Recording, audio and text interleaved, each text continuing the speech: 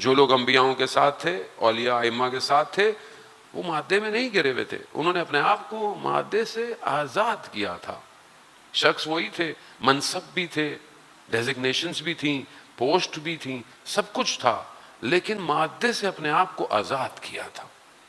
اب جتنا آپ اپنے آپ کو آزاد کرتے جائیں گے، آپ دوسرے عالم کی سیر کی طرف، یعنی مہاجرت اللہ کی طرف آپ چلنا شروع ہو جائیں گے۔ اصل ہجرت خدا کی طرف ہے، کیونکہ اللہ نے اس دنیا میں انسان کو تھوڑی دیر کے لیے آزمائش میں ڈالا ہے۔ یہ تھوڑی دیر ہے، یہ پلک جھپکنا ہے۔ یہ الناس نائم، رسول خدا حضرت محمد مصطفیٰ صلی اللہ علیہ وسلم، لوگ سو رہے ہیں، رسول خدا کی حدیث ہے، لوگ سو رہے ہیں، خواب میں ہیں، جب مریں گے تب بیدار ہوں گے، اور جب بیدار ہوں گے تو انہیں محسوس ہوگا کہ وہ ایک خواب دیکھ رہے تھے، ایک خواب سے وہ اٹھ چکے ہیں، اب اس خواب میں دوبارہ نہیں جائے گا انسان۔ یہاں پر آپ سوتے ہیں تو آپ خواب دیکھتے ہیں، جب آپ خواب میں جاتے ہیں تو کبھی خواب میں ہو سکتا ہے آپ گر رہے ہوں، کبھی آپ پریشانی میں ہوں، خواب میں کچھ آپ کے پیچھے بھاگ رہا ہو تو آپ کو گھبراہٹ ہوتی ہے، لیکن آپ کی آنکھ کھل جاتی ہے تو آپ شکر کرتے ہیں تو خواب تھا۔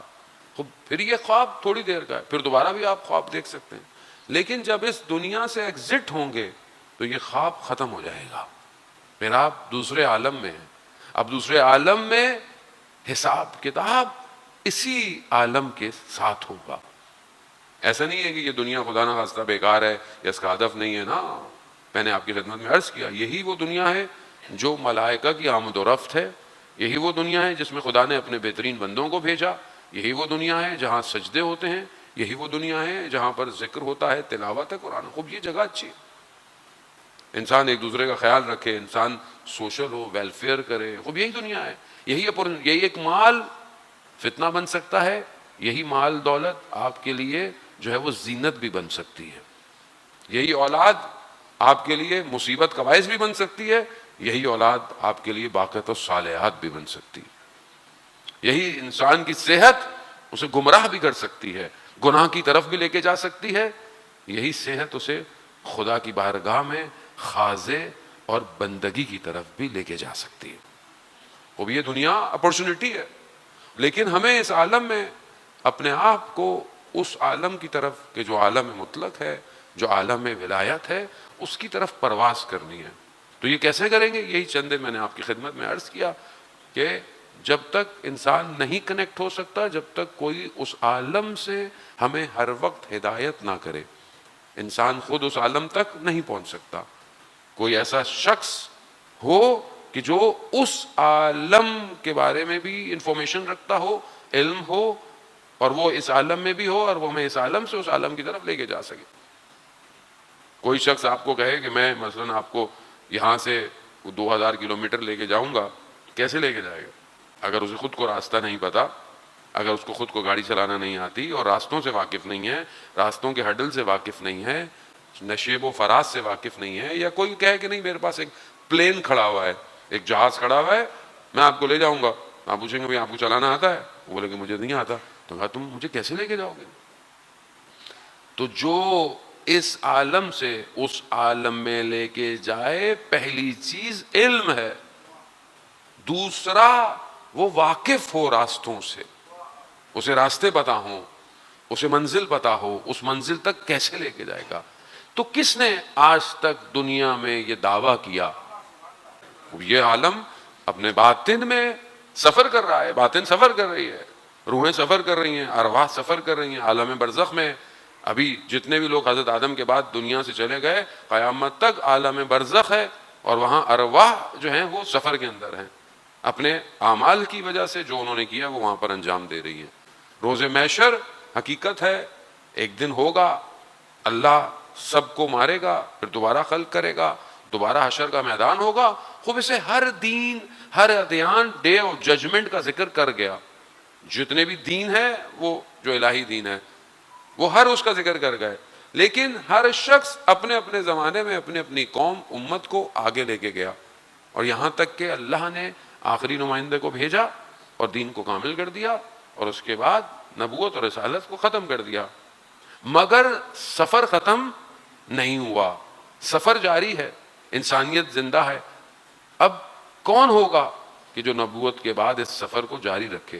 تو کوئی اور نہیں ہے سوائے اللہ کے نمائندے کے. انسان میں اتنی طاقت نہیں ہے, انسان کے پاس اتنا علم نہیں ہے کہ وہ انسانوں کو ہدایت دے سکے, نہیں ہے اس کے پاس. آپ کے سامنے بڑے بڑے دنیا کے سسٹمز آئے, کمیونزم آیا, مارکسزم آیا, سوشلزم, سب آپ کے سامنے, کیپٹلزم, سب کولیپس ہو رہا ہے, ہو گیا آپ کے سامنے. رشیا اپنے آپ کو کمیونسٹ اسٹیٹ تھا, کیا سمجھتا تھا, ختم ہو گیا. دنیا ٹوٹ رہی ہے, دنیا کے پاس کوئی اکنامیکل سسٹم نہیں ہے, دنیا کے پاس انسانیت کا سسٹم نہیں ہے. کیسی دنیا ہے کہ جہاں آپ کہتے ہیں جی ویسٹ بہت زبردست ہے, امریکہ بہت زبردست ہے, ان کے لا بہت زبردست ہے, ان کے قانون, کیسا قانون ہے کہ جہاں کتے کی قیمت ہے مگر غزہ میں انسان کی قیمت نہیں ہے. یہ کون سا قانون؟ یہ فیل ہو چکا ہے, فیل ہے, کسی کے پاس نہیں ہے. یہ سب دھوکہ ہے, یہ illusion ہے جو ہمیں دکھایا گیا ہے. اصل تمدن اللہ نے جو بھیجا ہے وہی ہے.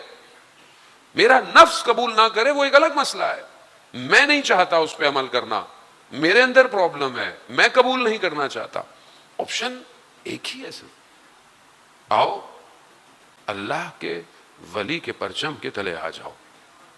نہیں آؤ گے, اپنا انتظار, اپنا نقصان ہے. نہ اللہ کو نقصان ہے, نہ اللہ کے ولی کو نقصان. کربلا نے یہی دکھایا کہ چاہے جتنے بھی مسلمان ہو, چاہے جتنا بھی بڑا سسٹم ہو, سب کچھ ہو, اگر کربلا میں امام کی اس استغاثے پر لبیک نہیں کیا تو کچھ نہیں کیا.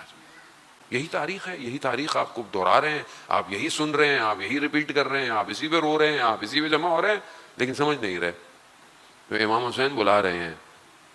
امام حسین اس عالم میں اپنی اس کشتی جو سفینۃ النجات ہے, اپنے خون سے اسے قیامت تک کا سفر کرا رہے ہیں. ہمیں اس میں سوار ہونا ہے. عزیزان محترم, راستہ میں نے آپ کی خدمت میں عرض کیا کہ کیسے پہچانے. اب سوال تو یہی ہے کہ ہم اس کو کیسے پہچانے کہ جو اللہ کا نمائندہ ہو. طریقے میں نے آپ کو بتا دیے. علم کیا ہو سکتا ہے, نفس علم کیا ہو سکتا ہے, علم کہاں سے لیا جا سکتا ہے, کہاں سے لیا جاتا ہے, اس علم میں عام علم میں فرق کتنا ہے. میں ساری باتیں ریپیٹ نہیں کر رہا, یہ سب آپ کو میں بتا چکا ہوں. راستہ کیا ہے؟ پہلا راستہ کل آپ کی خدمت کا کہ انسان اپنے باطن کو پاک کرے. جب انسان کا باطن پاک ہوگا تو اسے خود بخود ولی خدا کی طرف بڑھنا نظر آئے گا.